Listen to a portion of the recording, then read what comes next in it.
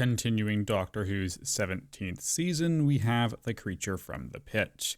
This one sees the Doctor, Romana, and K9 arrive on the planet of Chloris, where they encounter a giant egg, a pit, and a large creature. This one is a rather low-stakes adventure, one in which our team arrives at the location and has to deal with the problem that is affecting the people who live there. It's classic Doctor Who. And to be perfectly honest, it's not a particularly good serial. Now, don't get me wrong, I had a good time throughout most of this one, but I think that coming off of the back of two stories in this season that I really enjoyed a lot, this one leaves a fair amount to be desired. Let's start with what works throughout this one, because there is a fair amount of promising elements or things that I outright enjoyed. I liked the setting that our characters found themselves in. It has a nice aesthetic to it, so visually it serves as a pleasing backdrop, but additionally the situation itself starts off in a relatively interesting, albeit quite familiar starting point. Our leads discover something a little strange. They try to work it out, and unsurprisingly, more people arrive and take issue with them being in this location. There's also an opposing group to the first one we meet. There's a monster that turns out to be not as straightforward as initially presented. All of these elements are familiar because we've seen all of this stuff before throughout the show. In spite of the fact that these elements aren't all that original, especially within Doctor Who itself, I think they're just presented in a rather entertaining way. One of the things that really helps this is the two main characters who we follow throughout. This is a fresh new TARDIS team, and I enjoy the dynamic between them. As with the last couple of stories, there's loads of fun dialogue. It very much feels fitting within this Douglas Adams style that the show is currently very much defined by. What's this? We call it the Pit. Ah, you have such a way with words. There is a pretty fair amount of fun and witty dialogue throughout this thing, and because that's an element that I really appreciate in the show, I had a lot of fun with that. I'm certain that were this a story with a less interesting companion duo, I definitely wouldn't have enjoyed it as much as I did, and I will mention Romana is one of those characters whose outfits I always appreciate. I do like this one because I think it is reminiscent of the previous iteration while also distinctly different in some key ways. Although apparently Lalla Ward herself didn't like it for the exact same reason that I do like it, which is a shame, but fair enough. What is that thing in the pit? We call it the Creature. Oh, that's original. So one of the core things that defines the style of this story is the fact that it doesn't take things particularly seriously. That was the impression that it left me with. I never really felt like characters were in much danger, they just kind of go through these situations, and you don't get the sense that the people making this serial had much interest in leaning into the dramatic elements within here. To be perfectly honest with you, I think that's fine. The show is welcome to have an episode that doesn't take things too seriously, though how much you're going to roll with that will definitely vary based on your personal tastes for the show. This also connects to how silly this one is. Yeah, the serial has a lot of goofy moments, like really goofy moments. Some of these come from situations that might be intended to be taken more seriously, though it certainly doesn't register that way when you actually watch the thing. Like this scene when the creature does, well, this.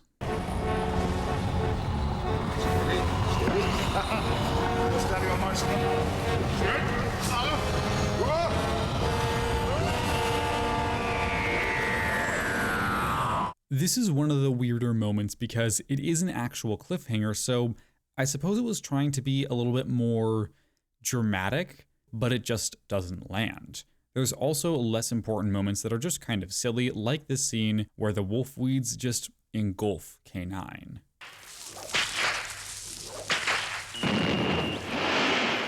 Goodbye, K9! K9! He's dead. K9! K9! So there's those moments which to me are just plainly silly, and there's kind of a bizarre blend of those pieces with the parts where you can very specifically tell that the drama is being deliberately undercut for the sake of comedy. Like when the Doctor jumps down the pit, somehow manages to hold onto the side while going down in a manner that Adrasta isn't able to spot him. And then he pulls out a book to help him get out of this situation. But because it's in Tibetan, he has to pull out another book to translate it. I mean, that is quite obviously ludicrous and intended for the sake of comedy. And personally, I thought it was funny. If you're able to roll with just crazy gags like that, then you'll hopefully have a good time with this one, at least for some of it, because they are consistently used throughout. However, I must recognize this is going to vary between different audience members. I can easily see somebody rolling their eyes at this and just not being on board with this specific style of the show. It's trying to do something different, less serious, and far less grounded, and if you're just not with that, I get it. It definitely pushes the bounds of how ridiculous this show can be, and for me, it still exists within a reality and I'm able to enjoy it, but I understand not everybody will. I found that the overall pacing of this adventure wasn't particularly well done. There's points where it's all but nailing that aspect and you're engaged and entertained, but for me, as soon as part 2 comes along, things become less interesting and I found myself rather unengaged by the scenes we were given. While there were still some comedic lines and some ideas that I liked, it just started to get less compelling for me, which is a shame. The main antagonist of the piece, Adrasta, she worked reasonably well. I think the actor gave a pretty solid performance, if somewhat one note. It was entirely one thing, but there certainly wasn't much of a range that she encompassed in portraying this character. I don't entirely fault that to her though, of course. The character isn't written as all that complex. You start off with a pretty decent idea of who this person is, you've seen this character before, and by the end of the story, that is confirmed. Yeah, she's just some selfish villain motivated by greed who's going to put her well-being and wealth above others. Adrasta wasn't a bad character and did offer something in places, she's just far from Classic Who's most memorable foes. One of the things I think the story does quite well conceptually is the idea of the Doctor trying to communicate with a creature who does not speak. It's a neat idea, and there are some aspects to it that make some scenes have just a little bit more meat to them.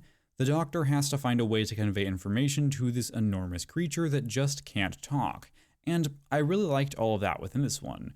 Well, I really liked it conceptually. It's the execution that falls flat on its face. So what did they do wrong? What was the big mistake that they made, which resulted in so much of this quite interesting idea just not working out in the slightest? Well, it's hard to accurately articulate why exactly this doesn't work without just showing you the creature. So enjoy.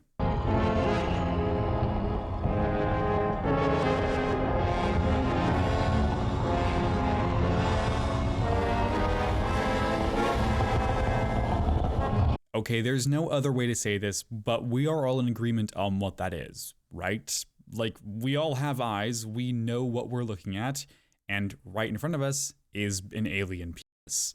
I'm sorry, but that's what it is. I didn't design the creature, I'm just watching the show and analyzing it. The script I looked at described it as a pseudopod, which is defined as a temporary arm-like projection of a eukaryotic cell membrane.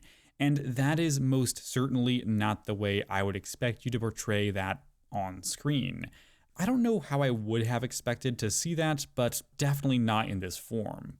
I know I am just kind of laughing around now because I do find this endlessly funny being the juvenile person in my 20s that I am, and I promise I'll discuss this in a more critical manner soon, but can we please just take a quick minute to appreciate the fact that this is a part of Doctor Who's legacy. This penis creature. I mean, seriously, it's still hard to even believe this exists. And by the way, this is on screen for multiple minutes, and they do properly use the creature throughout parts 2 through 4. And no, it never looks good. Sometimes it looks fine, and other times it looks just horrendous or horrendously funny, depending on your point of view.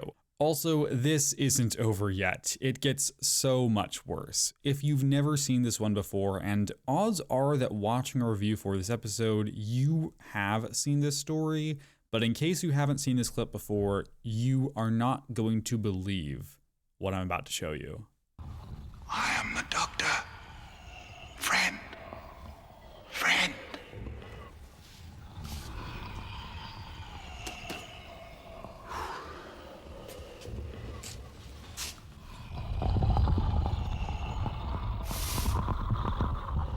Hello. Look, I'm sorry, but that is absolutely the funniest thing they have ever put in Doctor Who. Can you believe that this was an actual episode of the show? It's incredible. The Doctor actually picks up the protruding pseudopod. He blows into it. How on earth was this written and costumed the way that it was, performed, edited, aired on television? All of those things had to happen. And how is this just an actual thing that we see in the show? I'm utterly flabbergasted. And this is something that you would never, of course, get today. This would be caught at a million different stages of production to not show this on screen. But we got it, and it's ridiculous. And to stop with the more juvenile analysis and look at this from a more reasoned position, if you don't find all of this delightfully amusing, well, all the power to you. You are, in this case at least, far more mature than I, but if you don't find that amusing, you'll probably be able to take these scenes much more seriously. Something I had a difficult time doing, despite being able to set a fair amount aside within this show, knowing the context in which Doctor Who was made in the 60s, 70s, and 80s, and being able to reckon with the way that certain elements look, elements which may be dated to some modern audiences. But to me, this is something different and something I can't really look past. It takes me out of the show, and don't get me wrong, I enjoy it, but it takes me out. But again, if you don't find that amusing, you'll probably be able to take these scenes much more seriously. Because for me, the crazy nature of this creature design genuinely distracts from the intriguing ideas about the Doctor attempting to communicate with something that doesn't speak the same language as him, and being in a situation that is potentially dangerous because they can't communicate. And apparently people on the show were unsurprisingly unhappy with the design. Director Christopher Barry and visual effects designer Matt Irvine were called on the carpet by the BBC management for the appearance of the creature. The phallic appearance of the proboscis in the first episode resulted in uncontrolled laughter in the studio and prompted an overnight change to add a pair of pincers to the creature.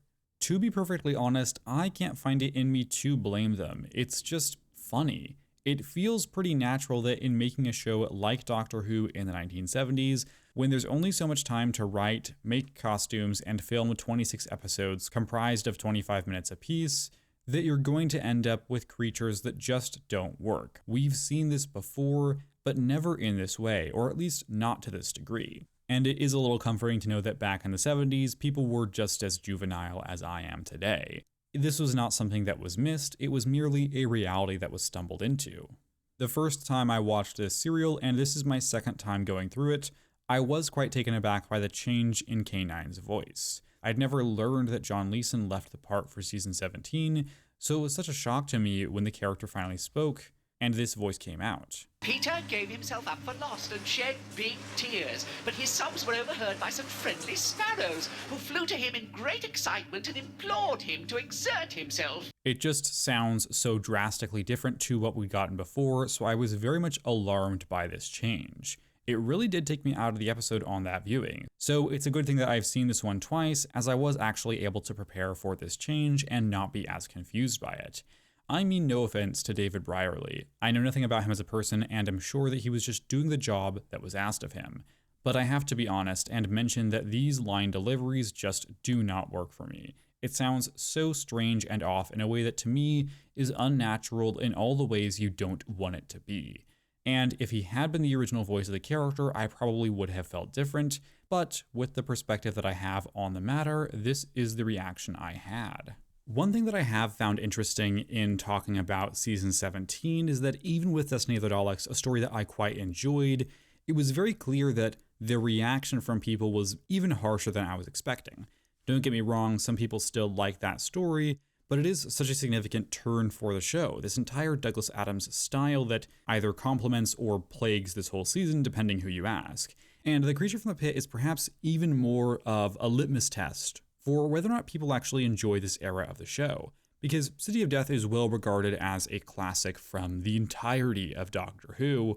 The rest of season 17, however, isn't really discussed, and The Creature from the Pit, an episode which I am pretty critical of, but still enjoy a lot about, is probably a make or break point for this season. If you didn't really care for the opener but really liked City of Death, getting hit with a story like Creature from the Pit, which is so focused on the comedy and has little room for engaging and dramatic narrative, it's pretty clear that we are in an era of the show that isn't as interested in committing to tension and committing to darker elements. Things are lighter and less dramatic now, and that is likely to lead to some audience members just not caring about the show anymore. Which is fair, it feels very different and is a departure from what the show had been doing. Although it is a departure that largely works for me. Overall, as you can see, my thoughts on The Creature from the Pit are all over the place, and quite mixed. There's elements in here that really work and keep everything fun and lighthearted, like the sense of humor and the dynamic of our main characters. Unfortunately, the actual narrative is only so interesting, and isn't able to support the serial on the whole, which collapses a little bit after the first part. I mean, once we actually see the creature, it was nearly impossible to take these events seriously. It was still engaging enough that I didn't find myself actively disliking the serial, and that first part is honestly pretty good, but it is a shame that this episode just doesn't blend together as well as you'd like. At the end of the day, I had a reasonably good time with this story, despite some pieces holding it back, and I'm going to give The Creature from the Pit a rating of 6.75 out of 10. I know this one does get made fun of pretty fairly for the design of the creature, but there's also a decent amount to enjoy if you like the style of this season. And if you have any thoughts on this one, then feel free to share them down below, whether you agree with me or not. I do hope to see you around this upcoming Sunday for a review of Nightmare of Eden, and if I don't see you then, that is absolutely fine, so long as you know that I appreciate your time here today. And with that said, thank you very much for watching. Take care, and have a lovely week.